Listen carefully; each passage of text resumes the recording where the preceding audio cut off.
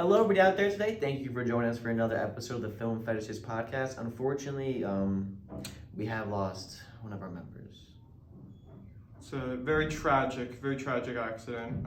But she will no longer be with us. But, however, it is. We're gonna carry on. Yeah. The podcast is more we're gonna important pick up, than the torch. We're gonna carry it to the finish line. Yes. I don't know if that metaphor made sense, but let's get right into it. Today we are discussing Criss, directed by Robert Siodmak, released in 1949. We're going to talk about how the film sort of directly connects and expresses the period of time in which it was released, the sort of culture of prohibition. Justin, if you want to get us started, you can. Sure thing, Brian. I'd love to do that, actually. Thank you for this opportunity. So I think the very first thing we want to talk about is, there's this overarching theme in this movie where we have the mobster, Slim Dundee, played by Duria? Slim Dundee, played by Dan Duria, and he has essentially stolen Anna, played by Givione De Carlo. He's stolen her from Steve Thompson, played by Burt Lancaster. However, Slim is on the surface is a very attractive man. He's kind of this bad boy character, and I feel like people watching at the time found him appealing and liked the way he looked, liked the way he dressed, and also liked this mysterious criminal underworld element.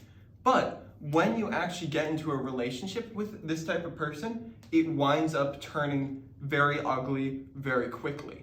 And that kind of is almost the thesis of the movie. And it's a cautionary tale as to why not to get involved with such an individual.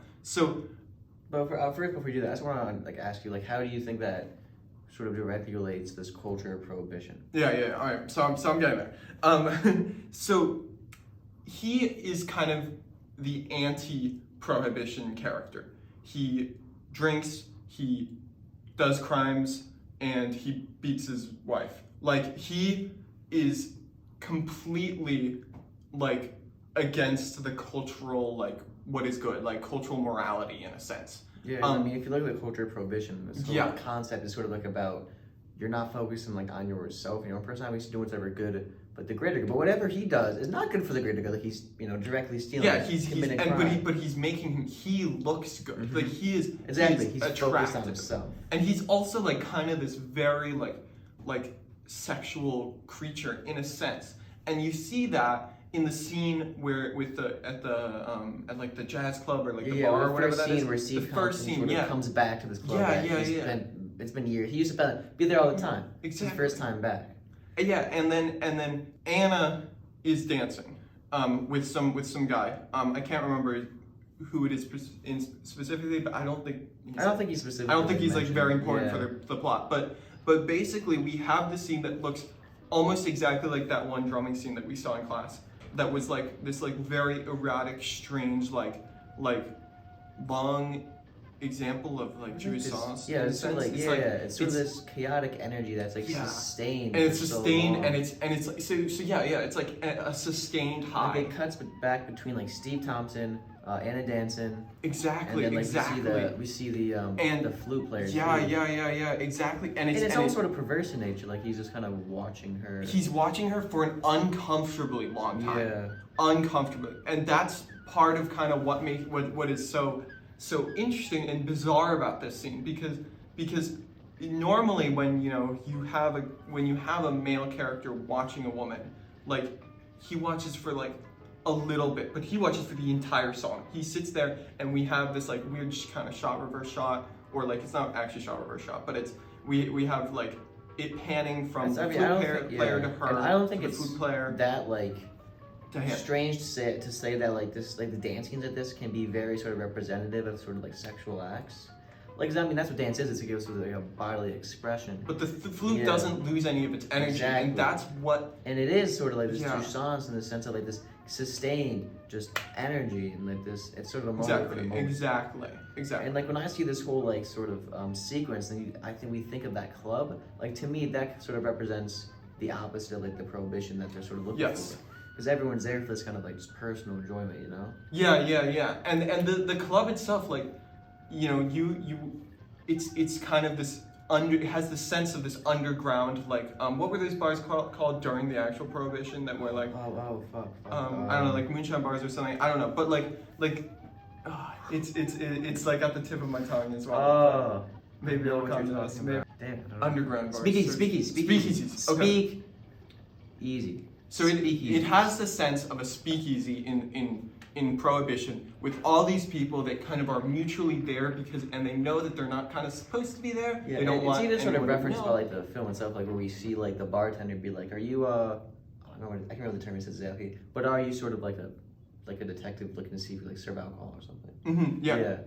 Yeah. They're like there's a lot of suspicion everywhere, which is interesting for a noir. but yeah, and then we People actually being suspicious. Yeah, I know. Whoa. Like, what is this? But they're suspicious of the wrong thing. So yeah, I think we sort of established like that there is a culture of prohibition in the film, but like I think as if we're gonna like kind of switch it, we're gonna talk about like Steve Thompson, like sort of specifically, and like how he kind of go against that culture. Like I want to just pull up a quote from like McGowan's paper where like he specifically referenced like it's a direct quote, something even more fundamental about the structure of any social order. Every social order depends on shared sacrifice, something that must be given up for those who enter it, a societal entrance fee.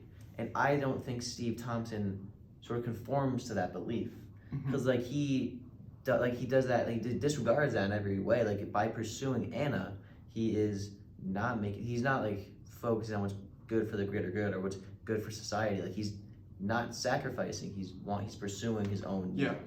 And then like you further that with kind of the way that the whole reason he gets involved in this heist is not to save himself, is not to save anyone, is not even for like the money. It's for a cover story. Exactly. It's not even like he is doing this because he needs to do it for his family, or in some way he's like taking down Steve Thompson. He's doing this as a defense mechanism. Yeah. So he's in that call, and so he can run away. That's what sets Crisscross apart from a lot of other noir movies, because generally we find ourselves like justifying like these criminals' crimes. We find ourselves justifying them because the movie paints it in such a way. But this is like Slim is clearly a bad guy, and then Steve is getting involved with Slim's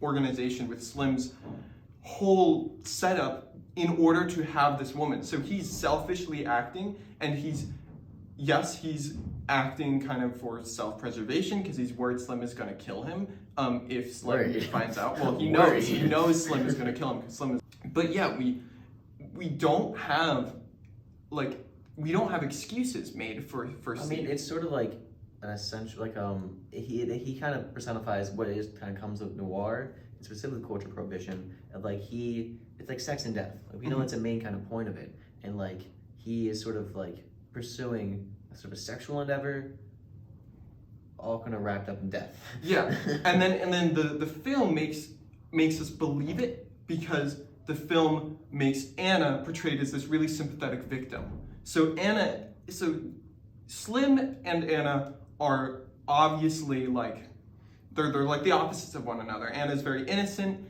Anna fell for Slim's like we know throughout the duration of the movie, like based on like multiple scenes, that Slim is a bad guy. We have this scene where like Anna shows Steve like the marks and bruises. Yeah, exactly. As his stroke she has like going on. So we sympathize with her and we think Steve's bad. We don't know the truth. How did I get all mixed up? You know.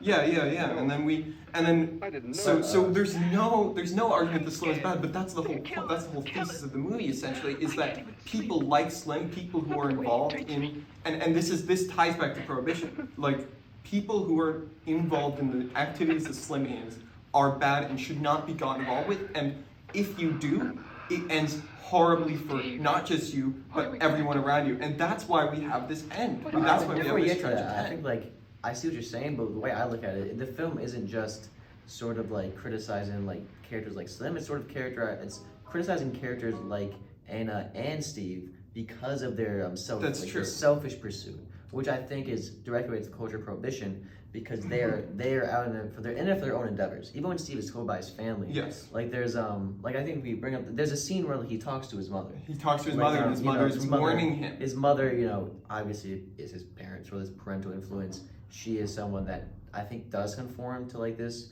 prohibition of enjoyment.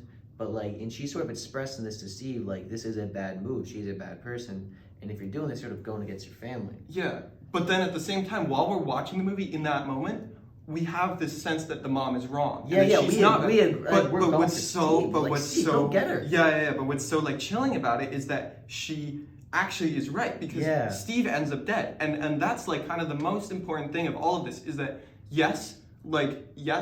Anna is not bad. Anna's not a bad person. Anna is kind of in over her head in this situation, and Anna is in love with someone and made a mistake, left him, but then she... It's she's, before the ending of the film, she feels human. Yeah. It's she struggled, she didn't know what to do, she's the most innocent of all the characters. Every character made a mistake. And Steve, and the thing is, Steve is doing something totally immoral in this culture. He is pursuing a sexual relationship with someone. Yes, they are emotional, but it is it's kind of an affair. It's a sexual affair. And with someone who is married, which is such a taboo thing to do in that time. And so then it's that even leads to he loses his father because of that. Yeah, exactly. Yeah. And he loses friends. In the that lieutenant, very well done sequence, Pete Ramirez. The smoke and everything. Oh my God, yeah, that sort of haze surrounds him, which I guess kind of makes sense because everything he's kind of he's by abandoning this culture prohibition, by abandoning his family, sort of haze has been put over his sort of sense of what's right and wrong. And they also have those masks on that make them look evil. They look like stormtroopers. It's true, in a sense. And it really reminds you of kind of they are these. It's almost like World War II referencing they are this enemy against the state, and then there's these normal everyday Americans who are sitting doing their job, the police officers. Even they're so sympathetic for this time. Times have changed, obviously. Police officers, where is it? The police officers or the guards of that are fighting. They're fighting for their life, but they're dressed in this kind of respectful gear.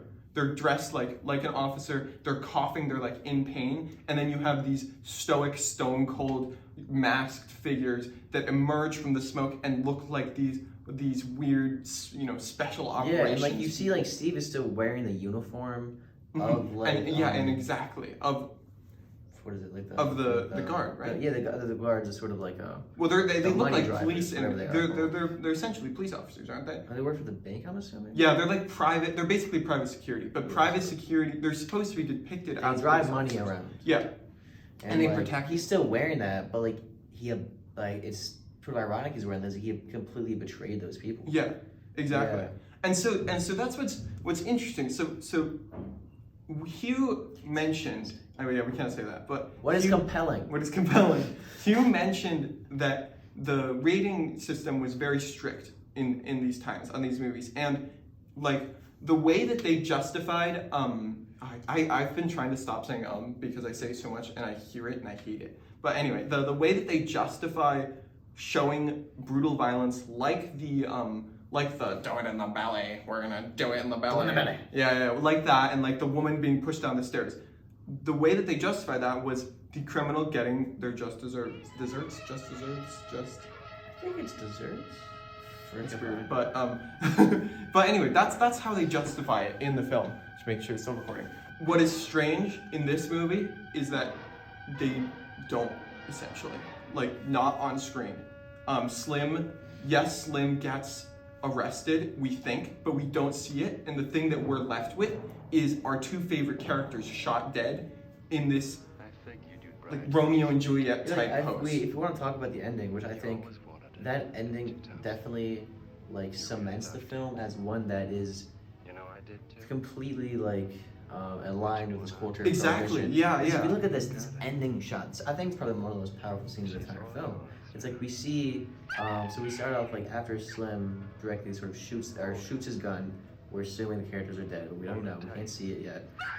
This camera like cuts behind him, and like we see him sort of step out, and like he Emerge from the shadows. Like he steps towards the camera after he shoots them, and like then with the sirens of the And he's like police, limping, and he has this yeah. weird posture that shows it's like. definitely a downer ending for him. But then as he leaves, the camera sort of like tilts down, and we see our two main characters just dead. Just like that's the on final top of each shot. other, like in each other's arms, like in this weird lovers, like tragic love story. Even if I don't even know if it is love. I don't know if we can trust Anna because she sort of comes out as a femme fatale. Yeah, that was very strange. But then she comes back. See, here's the thing. So I think that the film justifies this because it's saying like bad things happen to good people when good people make mistakes, essentially. But the question is like, was Steve's family right?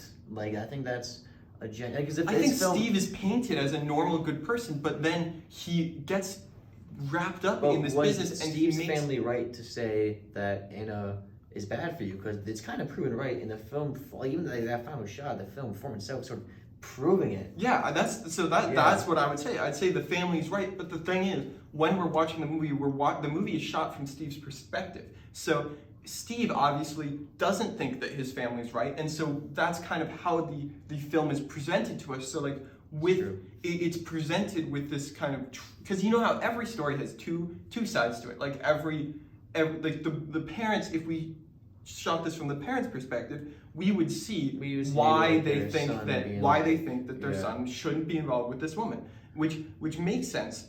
Like, and that's why we don't understand how dangerous she is until the very end, and then that's furthered by her like coming out as this femme fatale.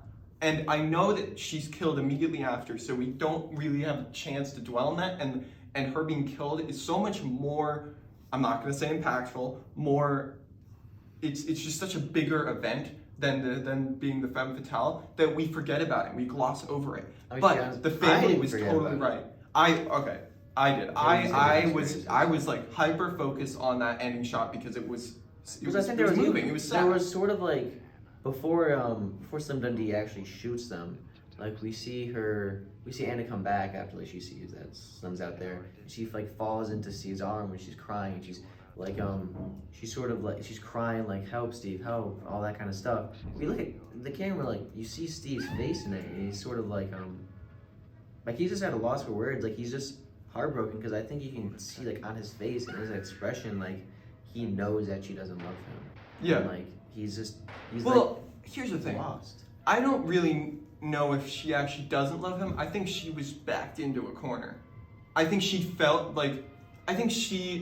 did love him, but then it turns around. And I think this actually is the case in a lot of noir movies and this point is sometimes missed by a lot of people where the femme fatale actually does have feelings, but then changes her mind in a sense, or things change for her. I think there's sort of a hierarchy of what she's pursuing because she is again going to self-protection is the number one thing. She will put herself at the top. Yeah, and that's why she originally approaches him, because she's terrified of Slim, because Slim is beating her and abusing her, and she doesn't know how to get out of it because she's worried he would kill her if she left him, and she also has nowhere to go because she's like a woman in the 50s. Like she doesn't work. That's one thing. I feel like when you actually look more at her position, it's more justifiable. But I don't think the film's out. Like I don't think the film itself is trying to make her position seem justifiable. I don't think it's like trying to vilify her though either. I don't know. I think that the villain is so. I think that there's a moral message that doesn't really have to do with don't be Slim. Like it's obvious that Slim is not someone you want to be, but I think the further message, and this is emphasized, and like this is kind of confirmed by the cultural prohibition at the time, that it's actually the people who get involved with people like Slim and people who partake in activities that are inappropriate and immoral. Those are the ones that pay, and they pay because they're doing something wrong and they're not listening to their family, and then bad things come to them. It's like karma in a sense. It's the film argues that bad karma comes to you when you get involved with bad people. It's like I don't think punishment. it's just about being like morally wrong, because I think it's more just about, like, I'm not exactly disagreeing. I think I would just rephrase it, because I don't think it's about just doing morally bad things, but I think it's doing things selfishly is what the film's against. Because I think it does directly relate to. But isn't selfishness morally bad? I mean, you can say that, but it's like, if you kill someone to defend your family, I don't know. The film would But, justify that. Yeah. But Yeah. if you kill someone for your own needs, If you kill someone because you want to sleep with their wife, yeah, that's something like that. And it's like, and then that's what's interesting about this compared to Double Indemnity, where Double Indemnity, they're killing someone kind of to protect the. Well, we don't know if that's. Well, it sort of is, sort of it's- isn't. but- We're not but- talking about that movie. Yeah. But when you think about this one, he doesn't kill Slim. That's not the move. The move isn't to kill Slim to protect Anna. The move and there's no like thinly veiled, deception that tries to argue that. The move is to commit a crime and become Slim in order to protect Anna from Slim, in order to cover up this. I'm not saying becoming Slim's the right term there. But then he has a change of heart. I don't know. What would you think? Well, I mean, I think he just wants to get the money and leave with Anna. Like, I don't think he wants to become a sort of major criminal. I think he wants to be alone with Anna. But I think he also wants to protect himself and to protect Anna in a sense. Like he's fighting for Anna more than Anna's fighting for him. Yeah. Anna's fighting for herself, and Yeah. that's where you come across this dilemma of whether Anna is a femme fatale, because Anna is being completely selfish, whereas Steve is being I partially think selfish. it's somewhat ambiguous in the end of like how much love she actually had for Steve. Well, yeah, that's the thing. Which is, I mean, we can debate that like for like 20 hours or whatever, but like end of the day, I think so I think sort of changes the topic slightly, Mhm. but I think like what makes this film compelling, like what kind of makes it something of its time, where if like this sort of plot happened in a movie today, I don't think we would see the two main characters die, because again, society today is all about enjoyment. And so like those two characters who are sort of like going against what their family says, going against what society says, I think that these characters of like Anna and Steve would end up getting away with it. Yeah, so I agree. However, I do have like a slight retort. So I think that the attitude towards films today is vastly different from the attitudes towards films back then. And when you have a tragic ending like this back then, it is not for the sole purpose of being tragic and telling a sad story. It has like moral, like an agenda behind it. Whereas today we have movies where the main character is beat down the entire movie by another character, and the other character could come out on top. And the reason that exists is because people enjoy watching suffering now, and it's okay. It's societally acceptable, and you don't need to get what you deserve today. And so that's why I'd say this film could exist today, but it wouldn't be in the same attitude. I think it would, yeah. That's It what I wouldn't think be in the is, yeah. same. It wouldn't have the The same. film wouldn't be condemning. Exactly. It enjoyment wouldn't to the be. same degree. It wouldn't be condemned because films today really don't have these cautionary tales about not getting involved with bad boys. That's a very 2000s type like teen drama thing, I'd say. Like I don't. think bad boy might not be the operative term, because he's a bit more than a bad boy. But isn't the real life equivalent to getting involved with someone like Slim getting involved with like the druggie from He's high not just school? like the drug. He's not a druggie. He's the druggie. He's like the. But like criminal. normal people aren't getting involved with drug kingpins. The equivalent that the people watching this movie would be is getting involved with like the stoner kid at high school. Isn't that? I mean, I know these people aren't in high school watching. It's probably like older audience, but the equivalent is getting involved with kind of the burnout, like cool skater kid or guy. So. You don't think so? What do you think? I think he's just. I think he did it. It'd be the equivalent of getting involved in exactly what like Steve is. Not Steve. Sorry. What Slim Dundee is, which is just like a very high-ranking sort of criminal entity. Okay. That's I see. That's the thing is that is true. Like that would be the case. I just think that that's not necessarily I think that the message is broader than that. I think that because I think that there's a lot of moral judgment in this time, and that's because of this cultural prohibition where we have especially adults that think lowly of their kids because of what their kids do, and it's I think like the film is probably even less sort of condemning Slim more than it's condemning the two characters that die in the end. It's condemning the characters that get involved with Slim. So that's why it's like this weird victim blaming. Yeah, but I don't think the involvement with Slim is necessarily what the film is condemning. I don't think it's.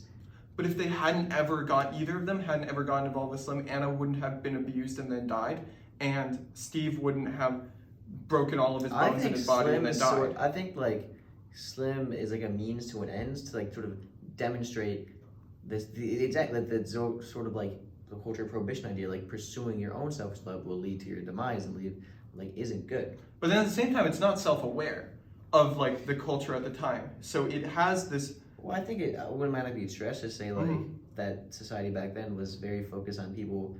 Like it's like white picket fence. Like that's what you want. Yeah, like you have to people back then had the idea of like you should be doing everything you do should be for like society around you. Yeah, I think they were sort of aware of that to a degree. Yeah, no, I agree. And then also for your family at this time, that is the white picket fence, like nuclear family type idea. This is kind of, I think this is just emerging. I think it's like very particular in the fact that they give Anna like no family or friends around her. Yeah, and then she finds a husband. Antithesis of that. And then we have Steve, who's essentially abandoning his family in favor of this woman. So I'd say the movie is condemning Steve. The movie doesn't really care about Slim in a sense. The movie doesn't care about Slim's activities because Slim is, yes, everyone understands that he's bad. No one likes him. Like it's obvious. Like he's sort of like just and it's the subtle messages that come through and the subtle messages that influence the audience. So the movie's trying to unconsciously influence people like Steve because Steve is like a normal person. He has a job. Yeah. He has a good job. He makes money. It's sort of exactly a respectful job. Like, everyone watches film is gonna know Slim's bad. Very obviously bad guy.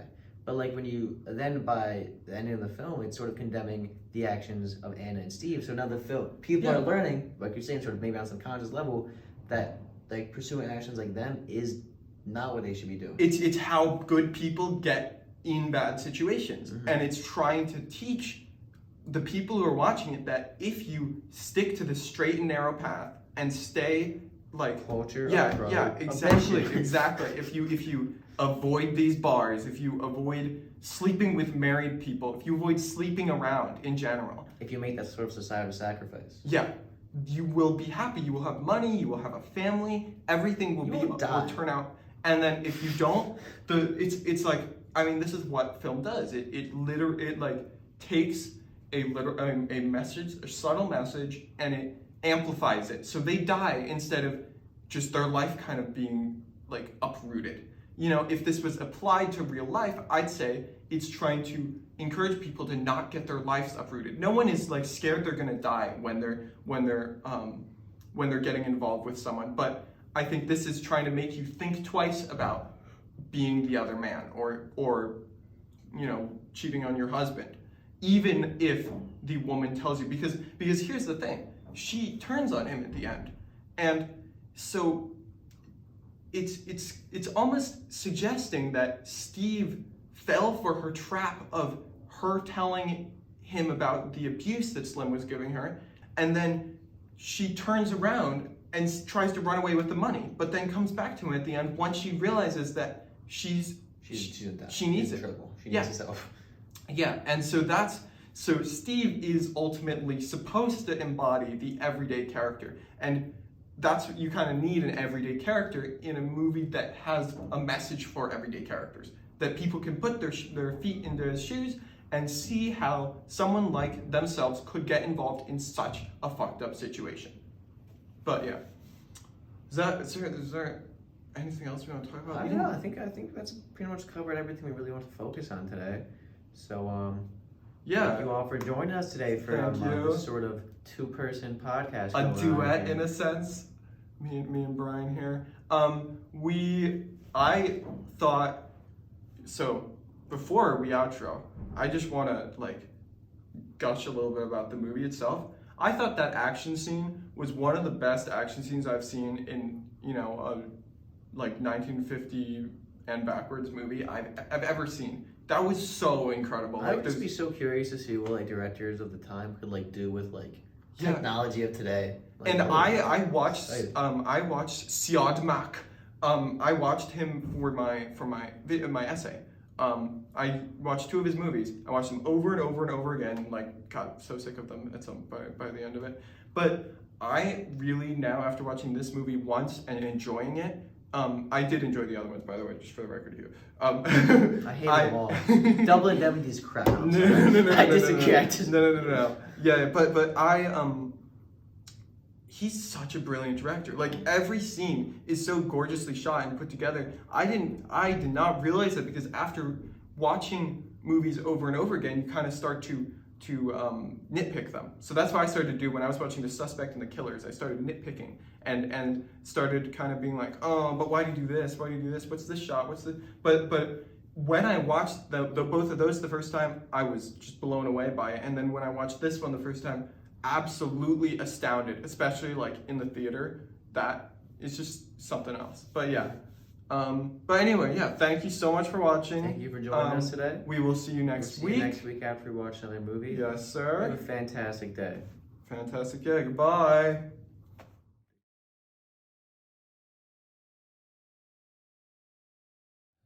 Real quick fetishes.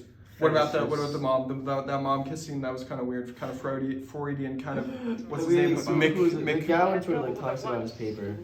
I think it was a Freudian concept. I can't remember. Well, It was a while ago. I don't remember him There's this actually sort of mentioning idea. Freud. Can he do? I don't know if it was Buddy, Freud. he's a But, like, you detective. sort of mentioned this idea that like everybody You, Pete, the whole Los is sort of Angeles like Police Department are innately not going to fetish. do Like anything about everyone's sort of it. like I'll make my own innately decisions. wants incest. Oh, I think it was like the prohibition of incest Well, or something hurry, like make that. Yeah. So, The like, yeah. incest is not Like allowed, it so knows. people don't they find like Incest aren't outlets. allowed. Incest is not allowed. Every society sort of bans incest in some ways. So people have to look outward and like find their enjoyment through other people and other means. But it's never gonna be as good as that incest. And that is like That is the scene. the where edit. he kisses Yeah, his mom. he kisses his on the mom, and it's forehead like or whatever. really. And no, but it's like this weird. So it's like a stage kiss essentially, because it's on the cheek. It's like this. Like if I'm not gonna kiss you right now, Bryan, but like it kisses like that. It looks like they're kissing on the lips almost, and it looks like he's going But in like to kiss on the in lips. that way, in that scene, he's doing exactly what McGowan says in his paper. Like he is, this is his plan is the incest that he wants would make him happy, but he goes somewhere else because incest is a band.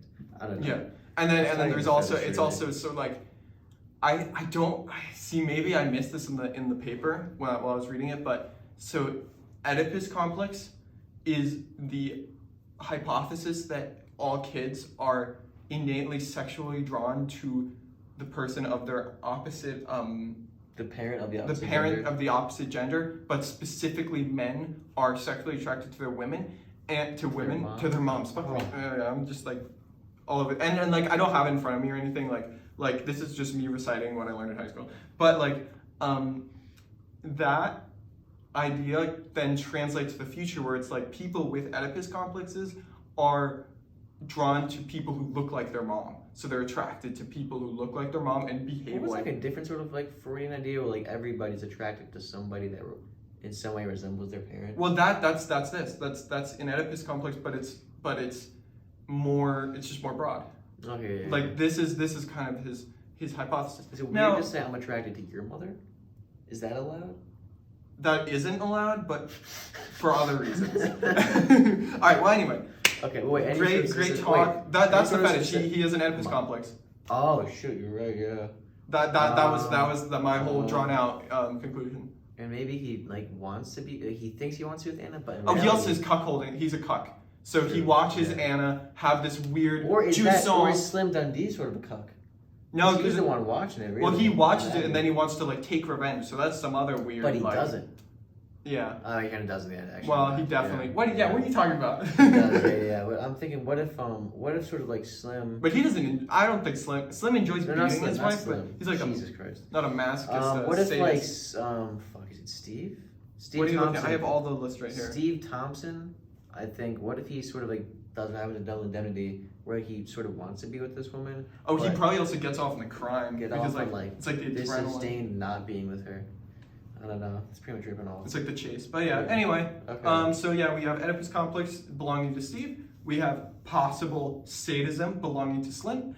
And we have, what was the other thing we have? We just Anna's just selfish. So we have that. She's fetishized of herself. Yeah, I think that's it. I think his dad likes dying. No, yeah. You could just say that's such a lazy like thing to say. Like someone dies, you're like, oh, he probably did it because he liked it.